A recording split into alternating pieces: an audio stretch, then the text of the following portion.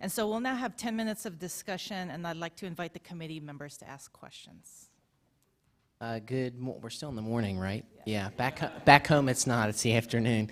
So thank you all for such wonderful presentations. My name is Marcus Henderson, member of the committee. I'm a psychiatric and behavioral health nurse in Philadelphia. So my question is for Ms. Shapiro. You said a lot of this work is difficult to quantify, and we know that nurses are doing phenomenal work, decreasing costs and improving health and quality of life. But my question is, not all the payers think this way.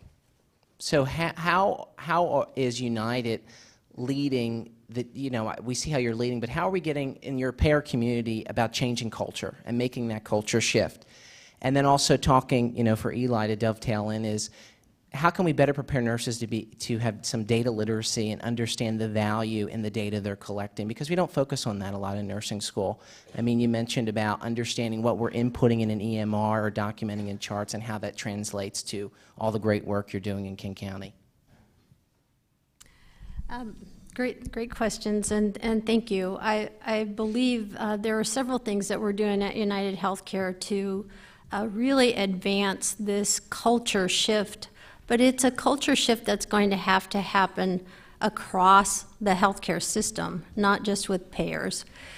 So as we think about how we're leveraging the ICD-10 codes, we have brought together all of the major payers just recently to talk about how we can get behind the adoption of ICD-10 coding as an industry. Why is that important? Because it creates that common language that allows us to put that social valuation, and in the model that we've designed, it fits with the healthcare system. So if you think about the 3 steps of really the work that was discussed here so far today, it's about identification as step 1. Just like you would diagnose someone when they come in for treatment. 2 is that referral process, and we have to capture that name, address, and phone number of the referring agency, which we do. And then we actually present that to our internal clinical teams, and we're pushing that information out to all of our network providers. That's to begin a process of sharing not only known social barrier information, but that referring information as well, so the system can see how to help the people we're trying to serve. In setting that ICD-10 code process in motion, it really is step 1, because payers don't actually pay from a diagnosis.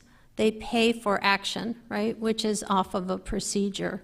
In order to be able to build a system that allows us to track and show clinical effectiveness, we needed that 3-step process, and we also needed the ability to show the value in lieu of a dollar cost exchange, to show clinical outcomes, which is what we're doing now, to show efficacy, that when we all work together to remove these barriers in a different way, we get a different outcome. Thanks for that question. I think that within nursing schools, it's important to sort of expand the idea of what a nurse can do once they finish. And so I was lucky in my nursing program when it was time to do capstone projects, for example. They hadn't yet had a nursing student who wanted something other than working in a hospital or clinical environment, but they supported me to go follow a nurse-led tuberculosis investigation program at the public health department. And that showed me how nurses were using data to do the same things that nurses were passionate about working in the hospital environment, but just from a population or community perspective instead, and that really expanded my point of view. Can I say something real quick? Yeah, I just wanted to mention that, nursing school is kind of like land of make-believe when you're thinking about the hospital sometimes if you haven't been, acclimated to it. So as a nurse, when I'm doing the charting, I mean, there are certain nurses that don't even chart in flow sheets. They say, I'll just write a note. And so if we were to know where that actual information goes and what it affects, that would be very helpful when they explain to us these new implementations with Epic or whatever the EHR is. Great. Good morning. Thank you for your remarks today. specifically, my question for Eli, thank you for talking about data flow. That is music to my ears. But I have a couple of questions in terms of data flowing to the patient. So in the work with the public health department, do you have any examples where you have data flowing to the patient and in the spirit of shared decision making where nurses are perhaps educating patients around their data? And also to Stefan, any education pieces you might have for patients around using their health data? Yeah, there's one of the ideas that's getting a lot of traction locally is the idea of sort of a shared care plan, which is a phrase and it means a lot of different things to different people. But the idea of as this information is flowing across sectors, that more and more information would show up on a patient and on a community. And so providers are increasingly using sort of versions of shared care plans locally when they're having meetings with patients about their care. And so if you all of a sudden can see information about, recent jail bookings or housing-related concerns, then that sort of brings those social determinants of health into a communication with not just the patient, but with the care team. So that's one example that I can think of locally. Thanks.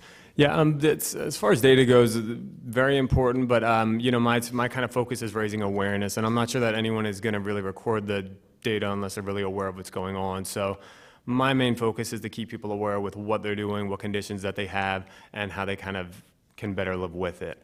As far as the actual data, charting it, making sure it's clear to their doctor, that's not something that I really get into. If I could add just tag on to what Eli was mentioning around data exchange, it's really around interoperability. So if we think about what you asked the question, what is United doing from a payer perspective?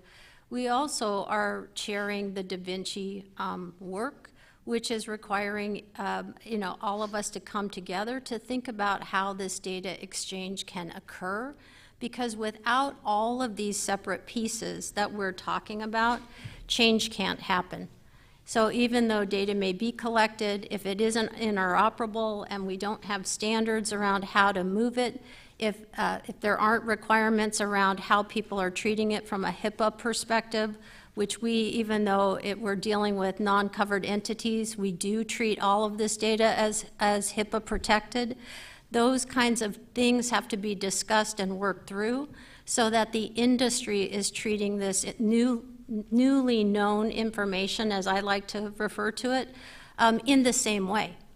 CMS has asked just recently for an invitation-only session where they too are seeking ways to assist with the ICD-10 coding adoption for social determinants of health.